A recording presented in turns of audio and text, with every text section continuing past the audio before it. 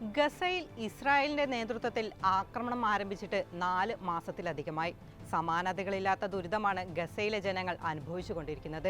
ഇവിടുത്തെ ജനസംഖ്യയുടെ 80% പേരും ആഭ്യന്തരമായി കുടിയൊഴിക്കപ്പെട്ടു കഴിഞ്ഞു. ലക്ഷക്കണക്കിന് ആളുകൾ ടെന്റുകളിൽ അഭയം പ്രാപിച്ചിരിക്കുകയാണ്. ഭക്ഷണവും വെള്ളവുമില്ലാതെ വലയുകയാണിവർ. വൈദ്യുതി നിലച്ചതിനാൽ ജീവിതം കൂടുതൽ ദുസ്സഹമായി. ഇതിനിടയിലും കരളുറപ്പോടെ അതിജീവനത്തിന്റെ പാഠങ്ങൾ ലോകത്തിന് പകരുകയാണ് ഫലസ്തീൻ ജനത. തന്റെ കുടുംബത്തിന്റെ ദുരിതം കണ്ടറിഞ്ഞ് സ്വന്തമായി വൈദ്യുതി ഉൽപ്പാദിപ്പിച്ച് കയ്യടി നേടുകയാണ് 15-കാരനായ ഹുസാം അൽ അത്തർ.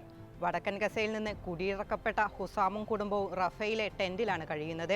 രാത്രിയിലെ പേടിപ്പിക്കുന്ന ഇരുട്ടാണ് ഈ ബാലനെ പുതിയ ഉദ്യമത്തിന് പ്രേരിപ്പിച്ചത്. പഴയ സാധനങ്ങൾ വിൽക്കുന്ന കടയിൽ നിന്ന് 2 ഫാനുകൾ ആദ്യം വാങ്ങി. തുടർന്ന് അതിൽ ആവശ്യമായ വയറുകളും മറ്റു ഉപകരണങ്ങളും ഘടിപ്പിച്ചു. ബാറ്ററികൾ ചാർജ് ചെയ്യാൻ കഴിവുള്ള ചെറിയ കാറ്റാടി യന്ത്രങ്ങളായി പ്രവർത്തിക്കാൻ ഫാനുകൾ ഒന്നിനു മുകളിൽ മറ്റൊന്നായി സ്ഥാപിച്ചു. ഫാൻ കറങ്ങുന്നതിനനുസരിച്ച് വൈദ്യുതി ലഭിക്കാൻ തുടങ്ങി. ബാലന്റെ വൈദഗ്ധ്യം തിരിച്ചറിഞ്ഞ സമീപവാസികൾ അവന് ഒരു വിളിപ്പേരു നൽകി, ഗസയുടെ ന്യൂട്ടൻ. താനും ന്യൂട്ടനും തമ്മിലുള്ള സാമ്യം കൊണ്ടാണ് അവർ എന്നെ ഗസയുടെ ന്യൂട്ടൻ എന്ന് വിളിക്കാൻ തുടങ്ങിയതെന്ന് ഹുസാം പറയുന്നു. ന്യൂട്ടൻ ഒരു ആപ്പിൾ മരത്തിന്റെ ചുവട്ടിലിരിക്കുമ്പോൾ ആപ്പിൾ തലയിൽ വീഴുകയും ഗുരുത്വാകർഷണം കണ്ടെത്തുകയും ചെയ്തു.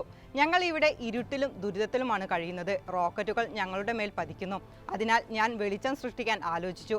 ഇത് പറയുമ്പോൾ ഹുസാമിന്റെ വാക്കുകൾക്ക് കൂടുതൽ തെളിച്ചമുണ്ടായിരുന്നു. തന്റെ ആദ്യ 2 ശ്രമങ്ങൾ പരാജയപ്പെട്ടെന്നും 3ാമത്തെ ശ്രമത്തിലാണ് വിജയിച്ചതെന്നും ഹുസാം വ്യക്തമാക്കി. എനിക്കിത് ചെയ്യാൻ കഴിഞ്ഞതിൽ ഞാൻ വളരെ സന്തോഷവാനാണ്. കാരണം എൻ്റെ കുടുംബത്തിൻ്റെയും മാതാവിൻ്റെയും രോഗിയായ പിതാവിൻ്റെയും എൻ്റെ സഹോദരൻ്റെയും പിഞ്ചു കുട്ടികളുടെയും കഷ്ടപ്പാടുകളെ ഞാൻ ലഘൂകരിച്ചു. ഈ സമയത്ത് ഞങ്ങൾ ജീവിക്കുന്ന അവസ്ഥയിൽ കഷ്ടപ്പെടുന്ന ഇവിടെയുള്ള എല്ലാവരുടെയും ദുരിതത്തെയാണ് ഞാൻ ലഘൂകരിച്ചത്, ഹുസാം പറയുന്നു. ഈ ക്യാമ്പിലുള്ള ആളുകൾ എന്നെ ഗസയുടെ ന്യൂട്ടൻ എന്ന് വിളിക്കുന്നതിൽ എനിക്ക് അതിയായ സന്തോഷമുണ്ട്.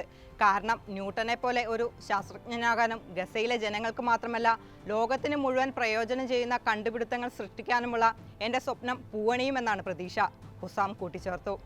ഗസയിലെ 2.3 ദശലക്ഷം ജനങ്ങളിൽ പകുതിയിലധികവും ഈജിപ്ത് അതിർത്തിയിലെ റഫയിലാണ് കഴിയുന്നത്. കഴിഞ്ഞ ദിവസങ്ങളിൽ ഇസ്രായേൽ ഇവിടെയും ആക്രമണം തുടങ്ങിയിട്ടുണ്ട്. ഇസ്രായേൽ കരയുദ്ധം റഫയിലേക്കും വ്യാപിപ്പിക്കാൻ നീക്കം നടത്തുന്നതോടെ ഗസയിലെ അവസാന അഭയകേന്ദ്രവും സുരക്ഷിതമല്ലാതാകുമെന്ന ഭീതിയിലാണ് ജനങ്ങൾ. ഗസയിൽ കഴിഞ്ഞ 24 മണിക്കൂറിനിടെ 130 പേർ കൊല്ലപ്പെടുകയും 170 പേർക്ക് പരിക്കേൽക്കുകയും ചെയ്തു. ഗസ യുദ്ധത്തിൽ കൊല്ലപ്പെട്ട ഫലസ്തീനികളുടെ എണ്ണം 27,840 ആയി. 67,317 പേർക്ക് പരിക്കേൽക്കുകയും ചെയ്തു. അതിനിടെ ലെബനനിൽ ഇസ്രായേൽ നടത്തിയ ഡ്രോൺ ആക്രമണത്തിൽ ഹിസ്ബുള്ള കമാൻഡർ കൊല്ലപ്പെട്ടു. ശക്തമായി തിരിച്ചടിക്കുമെന്ന് ഹിസ്ബുള്ള അറിയിച്ചു. യമനിൽ ഹൂതി കേന്ദ്രങ്ങളിൽ US, ബ്രിട്ടീഷ് വ്യോമാക്രമണം തുടരുകയാണ്. ഇസ്രായേലിലേക്കുള്ള കപ്പലുകൾക്ക് നേരെ ആക്രമണം തുടരുമെന്ന് ഹൂതികളും വ്യക്തമാക്കി.